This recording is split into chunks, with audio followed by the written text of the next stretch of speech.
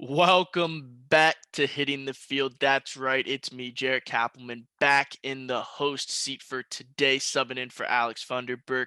But meanwhile, we got some breaking news out of UCF. Gus Malzahn has been hired as the new football coach. We're going to break that down for you, and we'll also jump into the NBA, talk about some of the best teams in the Western Conference, and the Eastern's okay. But Hitting the Field starts right now.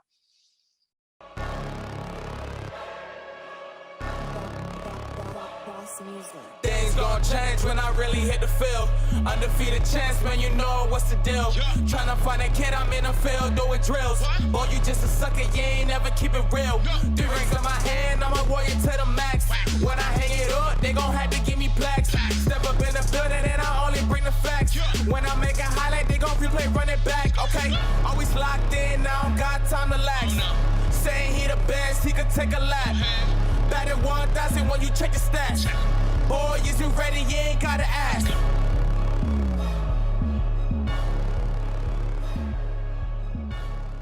And welcome back to another episode of Hitting the Field. That's right, I'm back. You didn't get rid of me, but I am happy to be joined by Jeffrey Laux. Did I say that right? I might have to do that again. Yes, sir. You did it perfectly. Jeffrey Laux. We do it one take. You know the rules here. And Johnny Jackson. But first off, Jeff, how you doing? I'm doing great, sir. I'm ready to talk some football, ready to talk some NBA. I'm just ready to talk with two great gentlemen like you guys. Well, Johnny's not really a great gentleman. Johnny's actually one of the worst umpires in Central Florida, if not the worst. Johnny, how are you doing, sir? I'm doing all right. I didn't get a chance to show off the umpire horror this weekend, laying this out, but I'm ready to go. I'm ready to go. Yeah, I mean, I must ask, anyone have a good Valentine's Day yesterday? Johnny, I know you were a little alone. Jeff, how about you? I'm doing great, man. Valentine's Day was great with my girl, and just ate a great bison burger, and now I'm ready, to go on with my life. Nice. This was just to make Johnny feel bad section, but we'll move on to the important stuff. We got breaking news coming out of UCF, our very own headquarters. Gus Malzahn has been announced the football head coach going into the 2021 season for UCF. That's right, the former Auburn coach. I mean, the coach that UCF took down in the Peach Bowl. I just want to start with you, Jeff. What do you think of this hire? I think that there's a lot of criticism and there's a lot of love coming in at the same time. And I think both are, expected. I think this is a good hire for UCF because he was one of the top guys at the free agent of coaches in college football right now. He's one of the bad guys. People are trying to go after Lebby, but Lebby hasn't proven himself on a stage like this before. But Malzahn has. So I think that Malzahn, as long as he brings the energy, he'll be a great hire for UCF. Johnny, I know you are a very true UCF football fan. You'd go to all the games, all the tailgates. So I will ask you this simple question. Was it a good hire for UCF, yes or no? I'm going to be honest. I went to a lot more tailgates than games. Sometimes I didn't really make it from the tailgate to the game. But I do think it's a good hire. I'm really cautiously optimistic to see how it happens. Sometimes you see Power 5 coaches take that step back down to the Group of 5, and it doesn't really go too well. But no, I think UCF football's in a great spot. I mean, realistically, like my dog could coach Dylan Gabriel, and he'd still be the best quarterback in the American by a country mile. So I'm not like the floor is already really high. And if he's anywhere close to as good as his job, if he has 5 plays, that's an upgrade over Heupel. So true. That's actually a good point to make because I feel like Heupel's playbook was really small. So I want to go on the why this is a good hire side. So let's look at this for a second. So I'll start it by saying it's a good hire because Gus Malzahn has more experience coaching in high-intensity games than Josh Heupel ever did. So I'm going to go ahead and say that's a reason for a good hire. Jeff, do you have another reason why this is a good hire? Oh, yeah, for sure. I mean, he's one of the first coaches that really implement the no huddle, hurry up type of offense. He's kind of really wrote the book. It's his philosophy. He's kind of spent out of control in the end, and he got kind of fired from Auburn because his offense really didn't move anymore, and he went 6-4. But if he can go back to that no huddle, high impact, the offense is always going to be on top of the opposing defense type of aspect of the team. That I think he can be perfect, and I think Dylan Gabriel's a perfect quarterback for this. So I'm hoping those two are a match made in heaven, and this UCF team can definitely, make some strides this year. Yeah, I for sure think UCF should be back in the American Championship. Johnny, would you agree? With those reasons for a good hire, like should UCF see themselves back in the conference championship? I mean, 100%. I mean, like, look, if Auburn tells you get out of my house, get out of my building, I mean, you got to think Malzahn's mad. Malzahn's probably like pretty PO'd.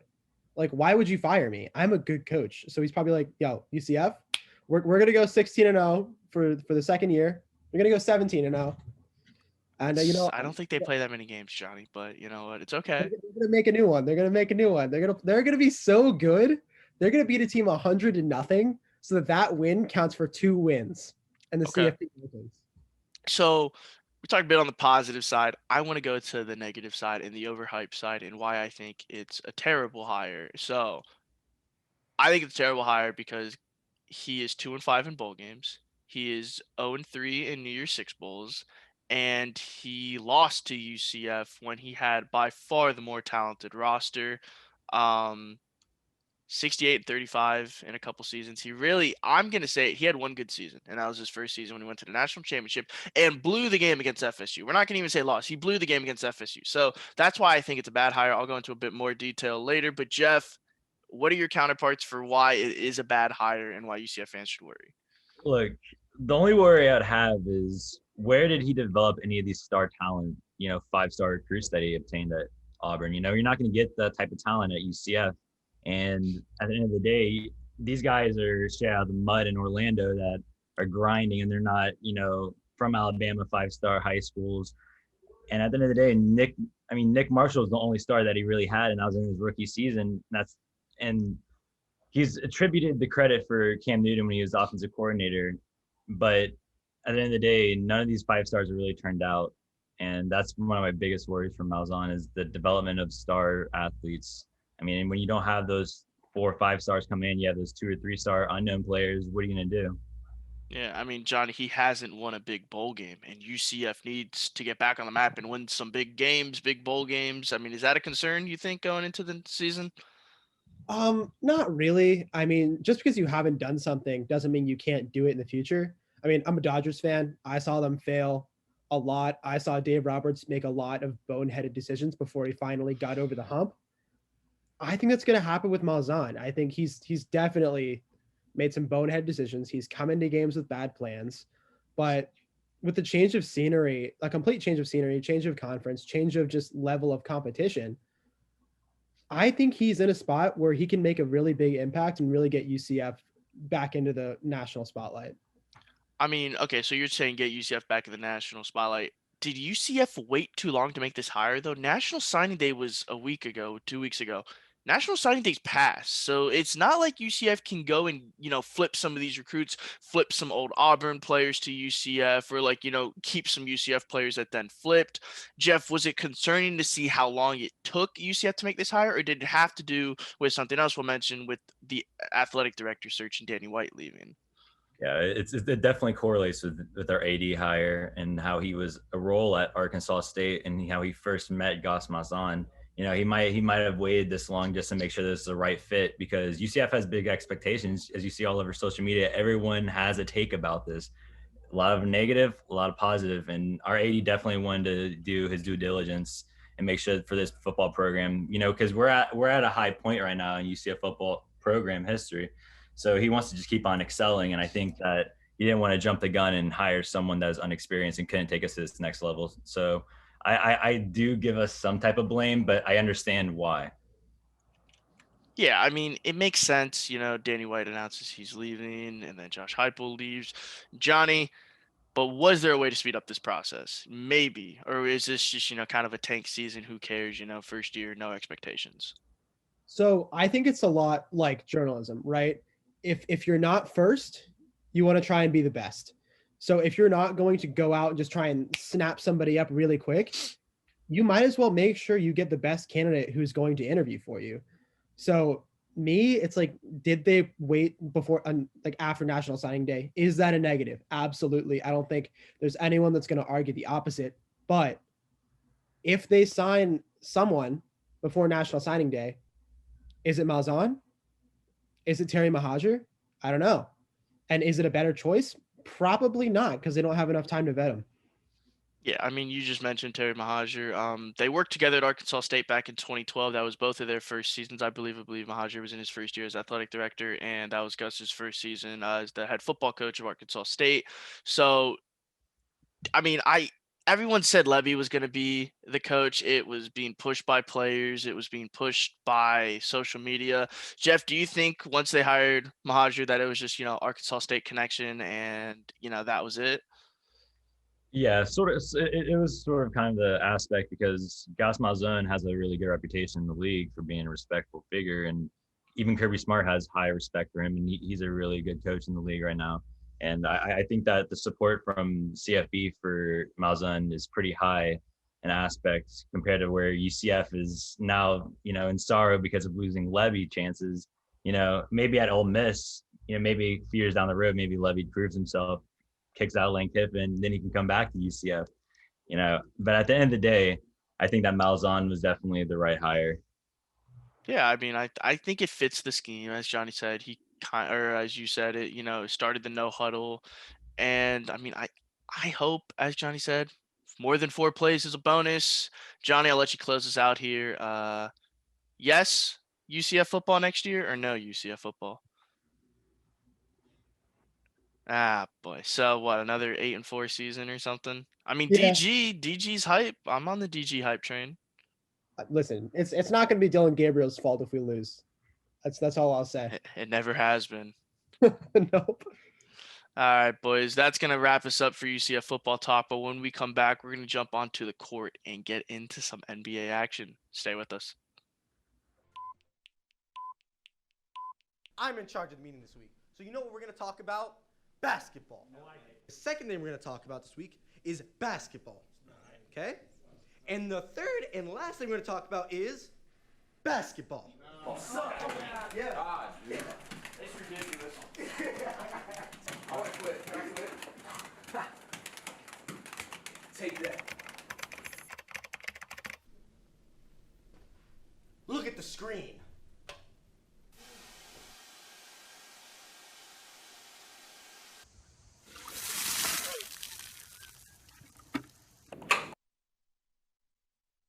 What are we talking about this week? Basketball. Back to hitting the field. I'm still with my boys Jeff and Johnny, and now we're going to talk about the NBA. And what better place to start this week off by talking about the defending NBA champion Los Angeles Lakers, who are starting to catch fire. They just lost their most recent game to the Nuggets, but before then they had won 7 of the 7 in a row. Jeff, are the Lakers on pace to repeat as NBA champs or no? No. And it's not that they're not going to make it far. It's that I think there's other teams that are really shining out, and that the depth of these other teams, like the Sun and the Jazz that we'll get into later, is that their depth and their streaky shooters are definitely going to propel them at the end of the time. I feel like LeBron and AD are kind of, they're definitely getting up there in age. And you see, as AD just re-aggravated his Achilles, you can't really depend on him. And who are you going to depend on in the playoffs right now when you only have Kyle Kuzma really showing out? Yeah, I mean, I would agree. They look good, but they don't look good because other teams look better. Johnny, are the Lakers your current pick to repeat, or? So just like I can never bet against, you can't bet against Tom Brady. You can't bet against LeBron James. I mean, Anthony Davis, yes, he did re-aggravate his Achilles. Obviously, if Anthony Davis is like out completely, if it's like a complete tear or something, then it's a different story. But right now, I'm operating under the assumption that probably going to be out for like a week or two, which, like obviously not what you want, but is that a death sentence for the Lakers? No. You've got LeBron James, you've got the greatest player of all time, you've got Kyle Kuzma. Yikes. I don't know if that's a good thing. Do you have Kuz? You've got a body out there. You've got somebody out there. Okay, so we'll jump into this. LeBron's leading the team statistically in every meaningful category, except I think Anthony Davis has 0.4 more rebounds a game or 0.5 more rebounds a game. So statistically speaking, LeBron is the best player on this team. But is Anthony Davis more of a loss to the team than LeBron is to the team, or is LeBron, who's more impactful? Is it LeBron or AD? Because is losing AD that big of a deal if you have LeBron? Oh, LeBron's definitely the bigger impact, but at the same time, it's just like you have your two superstars on a team. One goes down, and then there's only a little bit of help on the outside. Dennis Schroeder, Montrezl Harrell, Kyle Kuzma, Caldwell Pope. There's not many names there that I'd want on my basketball team, even though Magic are terrible. But there's not many names there that will carry this team past the Western Conference Finals when there's teams playing at elite levels. Just like Jokic just scored a triple double on them last night. He was going nuts on Tuesday when the 122-105 loss happened. So I just don't think that Anthony Davis re-aggravating his Achilles will do much good for the Lakers. So you're saying it won't do much good for the Lakers, Johnny? I mean, you kind of said that too. So are the Lakers? I mean, it's hard to fill a hole that is like something like Anthony Davis or something like LeBron James. But if Anthony Davis is out for a couple weeks, do you see the Lakers, let's say he's out for 2 weeks, misses 10 games or something. What do you see the Lakers record being? In those 10 games or like a 10-game span without Anthony Davis? I mean, I'm not sure who they play off the top of my head, but LeBron can carry them to 5-5. I'm not too worried about that. He's got some help, not obviously the greatest help in the world, but it's like Jeff said, if you got two superstars and one goes down, it's a lot harder to win meaningful games. But dude, it's the Western Conference. They play one bum, I'm sure, in that 5-game set. They're going 5-5. It's just gonna happen. Probably play a couple bums. I mean, Minnesota. Brooklyn's not really a bum. Miami, Washington, Utah, Portland, Golden State. I definitely see 5-5 in their near future. Phoenix, Sacramento. It's not too tough, just like you said, Johnny. Dude, LeBron and Anthony Davis could sit out and they beat Sacramento. I mean, let's be real. Magic just beat Sacramento. I don't know. The Kings are like a loss because I don't know if we've ever talked about the Kings on the show. I mean, they're just, when are they going to get it right? Like, they had Fox and Hield, and you would think, something was going to happen, but I don't know. So we'll move on from the Lakers to a team that is struggling, I suppose, but not this man, Steph Curry, on a mission. Poor Steph, though. He's got no Clay, and he's kind of on an island here. I mean, he's averaging like 30 a game, but it doesn't matter when his team is awful. But my question to you, Johnny, I'll ask you, can Steph get it done and lead them back to the playoffs, even as an 8 seed? Like, can he do it? I don't know, because realistically, Steph is not the type of person. Steph doesn't play great defense. The reason LeBron can really carry a team, guys like LeBron and AD can carry a team to that 8 seed, is because not only are they the best offensive player, they're the best distributor, which Steph is both of those, but they're also one of the best defenders. I mean, you put LeBron on, he's 6'9", 250 pounds. You put him on anybody, he's going to lock them down, whether it's a guard, whether it's a center, Steph can't do that. If you send Steph to guard Giannis, like, Steph is going to die. That's just the end all be all of it. I mean, the Warriors, they have the potential to be really good, but without Clay, I just don't see it happening.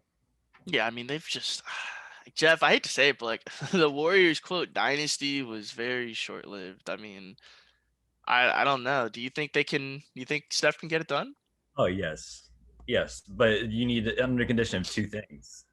You need to make one or two big trades, and you need to do it really fast, because when the break comes up, you need to make sure you get maybe a Victor Oladipo, or maybe even an Otto Porter, maybe even buy out Otto Porter's contract with Chicago. They need someone to help them, because right now, Oubre Jr. and Wiggins, they're not doing it. I mean, Kelly Oubre Jr. is shooting 29.7 from 3-point right now. That's terrible. While Steph Curry is shooting a 42.9. Your best player and your second best player right now on your team, 29.7 to a jump from 42.9. This is not a good jump. And when you look at it, Wiseman is a rookie, so you can't really put all blame on him, and he needs to grow in the process himself. So they definitely make a trade for someone like Victor Oladipo that could fill up that second superstar role, and then maybe next season when Klay Thompson, returns, that 3-team duo might, be dominant once again, and Golden State might be on top. They need to make a trade fast though, and soon, because this team will will not make it past the Western Conference Finals, with a Steph Curry led team, just They're like not John. gonna make it past anyone with the Steph Curry led team. Like, I hate to say it, unless Curry starts dropping 50 a night, like it's just not gonna get done. That team looks abysmal. I 49.3% from field goal. That is like his second best of all time. He's playing at a super elite level. I mean, we could see either, someone like him or D-Book, one of these smaller guards get MVP this year just because of their dominant, roles right now. I mean, and they're what, one game over 500 with Curry playing some of his best basketball in his career. Something like that. It's Yeah, I mean, It's my question is like, I mean, it's just something I want to look back. Like, we'll just fast forward like 25 years from now. I just want to look back at this era of basketball, the 2000s to like 2030. Just look back at that era and think like, who really was the best dynasty? Was it the Celtics, like back when they had Garnett, Pierce, Rondo, or Ray Allen, or was it the Lakers when Kobe was still playing and they were dominating everyone? Was it the Heat when LeBron, Bosh, and Wade? Was it the Golden State Warriors before Durant? Was it the Golden State Warriors with Durant? Was it LeBron with Kyrie and Kevin Love? Was it the current Lakers? Like, I just want to wonder, like, who do you think has been the best dynasty like of this century? 2010, 2013 Miami Heat. That team is so dominant. I mean, Chris Bosh, an already all-star coming over from Toronto at the time. Then LeBron being so hungry for a ring, losing out in Cleveland multiple times. And then it's just the combo of Dwayne Wade and South Beach. It's definitely my top dynasty. Just What because about they're so dominant over their time. They dominated the competition. I mean, the Mavericks beat them, but the Mavericks were just special with Dirk Nowitzki that year. Dirk would not be denied that year. Yeah, but Ray Allen's shot. I mean, there's so many moments from that dynasty that you can think back to. Would you agree, Johnny? Were the Heat the most dominant, or would you lean towards someone else? I lean towards the Warriors, the entire Warriors super team, because it was like you knew going into the season, barring an asteroid coming down, an act of God just blowing up like the entire city of San Francisco, the Warriors are going to the finals. I mean, that's just it. Steph's going to win you an MVP. Clay's going to be nasty. Draymond is going to be Draymond. And then after that, they go up 3-1 in the finals. The finals they 100% should have won. Yes, I'm a big LeBron stan. There is no way LeBron should have won that series. Also, you add Johnny Jackson knowledge. You had Kevin Durant, this string bean, Gumby looking dude, who was like the second best player in basketball at that time. There were like, it was absolutely insane. You add him, you win like a ring more too. Finals MVP, it's absolutely nasty. Golden State Warriors were literally cracked. They would have beat Toronto if that whole shindig didn't happen. If everyone didn't basically made out of paper mache. Yeah, if Clay and Katie Durant, die on the court, they have another ring. They have like 3 rings with Kevin Durant. It's absolutely insane. It just sucks that freak injuries like that kind of derail one of the greatest sports stories in my lifetime. True. So we talked about the best dynasties. I like to make stuff up on the fly. So let's talk like not the like dynasty, but like what was the worst team formed that like should have been good? Because like I could think of like the Houston Rockets with like Harden and Westbrook, and that was awful. Like Melo, like when he was thrown into the mix. Like Jeff, who do you think like the worst team was that like should have performed? Oh, it's tough. Can this be a super hot take? I'm gonna say the Clippers, and it's the recent Clippers. Okay.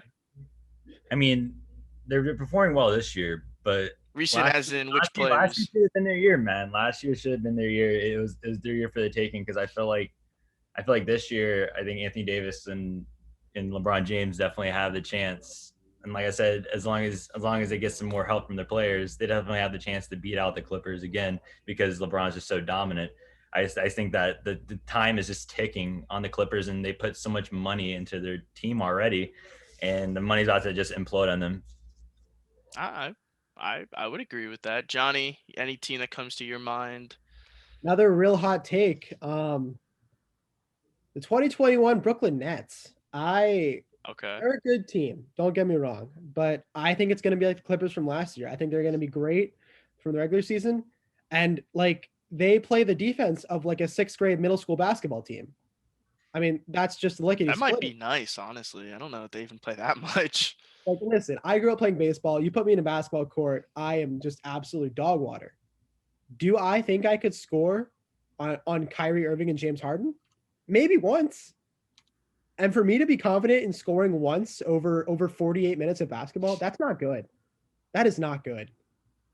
Yeah, what is it? The Nets are giving up like the fourth most points in the league, and they're like the third best team in the Eastern Conference. It's bad. It's like 117 points a game, which I could agree with that. Jeff, do you think that Nets team is gonna implode internally, or are they gonna? I mean, they got three of the best players. It's tough because one thing could make that whole team implode, like you're saying. One thing, and defense wins championships at the end of the day, and they're not going to make it past an Eastern Conference team that knows how to play defense and play sound ball offense. If you run into a solid team, the Nets will falter. I mean, all you really have to do is just like send one little like envelope under either Kyrie or James Harden's door, have it say the right thing, boom, chemistry's done. Just one little cafeteria worker can just implode the entire Nets team with a little note, you know? There's too much personality at the Nets right now. I believe that like the trio that they have there, I don't believe was the perfect trio to match up with. But we'll see. I think a Bradley Beal oriented, trade would have been even better for this side. I think a Bradley Beal, led team with, Kyrie Irving, and I mean, I just don't think Kevin Durant's the perfect match for that team. But we'll see. One team that does come to mind, I just double checked that it was the right year, was the 2017-2018 Timberwolves, when that whole Jimmy Butler, Karl Anthony, you just say Jimmy Butler and like everyone knows, like that huge, absolute just explosion, like mental boom there. But when it was Jimmy Butler, Karl Anthony Towns, Andrew Wiggins, and that team, they just mentally could not pull it together. Yeah, they have Robert Covington. They had a decent bench. They could have made a run for sure, but they definitely imploded themselves. And now look at Miami, the Miami Heat for Jimmy Butler. Yeah, I mean they suck right now, but I'm sure they'll get it together, right? Jimmy Butler. The East. I'm a big Heat guy right now. I really like their off. I think Tyler Hero's about a year away from really pushing into like stardom. But he's because this is his first year really being the main facilitator in Miami. Well, it's his only second year in the league. Yeah, that's what I'm saying. Like he's never really been a huge facilitator. He's kind of been an off-ball shooter guy. But Tyler Hero, I mean, a little, he could go off. Maybe I'll cue in some Jack Harlow right now. Nah, we'll get copyright striked. That sounds a banger. We'll move on to the final portion of today's show, or today's segment, I should say, for the NBA. And we just want to know, there's two hot teams in the NBA right now in the Western Conference. It is the Phoenix Suns, obviously because of their name. They're the Suns. Obviously, they're a hot team. But also the Utah Jazz. I mean, the Utah Jazz are 22-5, top of the Western Conference. Johnny's laughing at my terrible jokes. He doesn't write the scripts. I do. So we're going to start with you, Jeff. Who is the better team right now? The Suns or the Jazz? By far the Jazz. I'll start ready to hop on this, man. The Jazz. This is the team that every team's just like transpired to be because they play defense. They're offensively, efficient. I mean, everyone's putting in work right now where it's like needed. Joe Ingles is playing at a career level. Shooting 44.4% and at 3-point, which is the highest in his career, like I said, ever. Jordan Clarkson is also playing a great role, averaging 17.4 points. And that's also a highest in his career. Something that you thought he would have done with the Lakers, and 4 years ago when he was there before he went to the Cavs. But Clarkson's really going into his void, and now Mitchell and Gobert is really just clicking on levels that we never thought would be seen between these two, because we thought that they reached their peak 2 years ago, but now they're starting to reach their max potential, and it's great to see. 18 wins in the 19 last games, definitely a big stat for Utah. I mean, I would have to say they're the team to go through right now. But Johnny, are you gonna go with the sports business side, the sports business minor side, and say the Phoenix Suns, or are you gonna go with the Utah Jazz? In my heart of hearts, in my brain, I know it's the Jazz. I know it's the Jazz. They're the better team by far. But in my heart of hearts, I like Devin Booker too much to go against them. I think You they play too will much 2K. anything meaningful? Absolutely not. Absolutely not. Do I think it would be hilarious if they did? Absolutely. That's the angle I'm going with. No, they're not the better team, but it's like, can you imagine if the Magic got hot and won the finals? It could happen. I mean, you could argue the Suns were the best team in the bubble last year. You could argue it. Yeah, You could argue that they were by far the best team in the bubble. you can't argue they're the best. They were the best team in the bubble, 6-0. The freaking Suns, that little Devin Booker thing is their profile picture. Absolutely hilarious social media game. Absolutely hilarious. Great. You know what I'm sad about? Little segue. MLB fired or laid off all 30 in-game social media people. That's terrible. Thank you, NBA, for knowing how to market your game. Thank you, Suns, for marketing Devin Booker. Thank you, Devin Booker, for being amazing. Now, he's not Kyle Kuzma. He's no Kyle Kuzma. Not even the same plane as Kyle Kuzma. But he's still pretty good. I mean, okay, so we got a Suns, we got a Jazz. Jeff, I'll put it to you this way. Who would you rather have leading your team, Donovan Mitchell or Devin Booker? Donovan Mitchell. But the Suns do have an X factor in Chris Paul. Chris Paul, yep. Paul is definitely the leader that you want, being that co-star on your team alongside Devin Booker.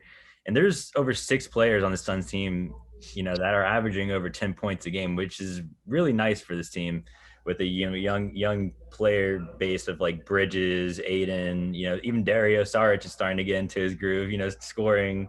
What did he score last night? He scored almost, I think, 20 the other night in under like 10 minutes against his former team on the 76ers. So he's been on fire. This team is definitely clicking, so I understand why they're another hot team being brought up in this discussion. So I would take Mitchell, but Booker does have a case. I mean, yeah, the supporting actor, the supporting actors around Booker. I mean, you have Chris Paul, State Farm, like a good neighbor, State Farm won't win you a championship. Ask Patrick Mahomes, ask Aaron Rodgers, but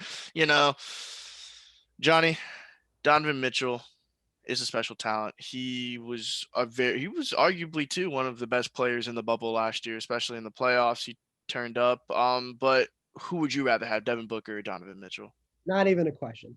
Devin Booker today, Devin Booker yesterday, Devin Booker tomorrow, Devin Booker in 2045. Big Devin Booker guy. There is no reason for me to like Devin Booker as much as I do. Just like there is no reason for me for my favorite NBA player to be Marcus Smart. No reason whatsoever. No reason. Love them both. Love them both to death. Yeah, I might ban him from coming back on the show, Jeff. What do you think? Are you a Marcus Smart denier? I don't understand why he's your favorite player. He's such a cool dude. What? He's just such a cool guy. He just exudes it's just Marcus Smart. I can name like 15 players that are cooler than Marcus Smart. Name them right now. Birdman. How can you forget Birdman? Get out of here. Marcus Smart's better. Steph Curry. Dude, Kyrie Irving. You're telling me you would rather hang out with Steph? You're telling me if you had So a funny. chance to hang out with Steph Curry for an afternoon or Marcus Smart, you're picking Curry? Yeah. You're out of your mind. You're out of your mind. I would spend a day with Curry. What about you, Jeff? Are you spending a day with Marcus Smart or Steph Curry? I mean, you got a point, Jackson. You got a point. Am I chilling with Ayesha Curry and the kids and Steph, or am I gonna go be big chilling with Marcus Smart? I might have to choose Marcus Smart. I think that's an underrated pick at the end of the day. He parties pretty hard. So if you could hang out with Marcus Smart or Devin Booker, who are you hanging out with? Marcus Smart. Jeff's been my guy since principals. He's my guy. He knows me. We're on the same wavelength. It's Marcus Smart or die, baby. So Marcus Smart or LeBron James, and you're picking Marcus Smart? Yes. All right, that's all the time we have for the NBA segment today. No, but on a real note, Jeff, any closing thoughts? NBA closing thoughts? Look for the Western Conference to keep on bolstering up top. I feel like there's going to be a lot of teams that are going to be in that trajectory to be tied for third and fourth place, and that at the end of the season there's be a couple of crucial games that will play into into how the West Conference really pulls off. I feel like the Clippers and Lakers are just going to keep on battling for that spot. The Lakers at 21-7 right now, the Clippers at 20-8. They're going to keep on swapping. And I don't know if they play each other in the future, but that game's going to be a huge game if so. Yeah, I mean, I would agree. That's gonna close us out, Johnny. You don't get the last say. I'm sorry. You've said way too much. No, I'm joking. Johnny, you have anything you want to add? I just want to say that Jaret Kappelman is officially the worst umpire in Central Florida because he cannot even judge the true talent of Marcus Smart. Good thing it's two different sports. Thank you guys so much for tuning in for the NBA segment. When we come back, I'm going to deliver a little rant. And, yeah, that's going to be it for the show. But, Jeff, Johnny, thank you for coming by. And we'll see you after the break. Good morning, fellas, except for Andre. KG in the building. James Harden's a stat pack. That is not, you're right. He's the best scorer. He has 120 straight points. Bro, 120 straight points out. He doesn't pass. All right, let's do this. Let's get down to business, guys. He's still got Aaron Gordon, PJ Tucker, and them boys. Come on now. What about Carlos? Tom Brady gets the sun. Facts. I think it's kind of special though. What?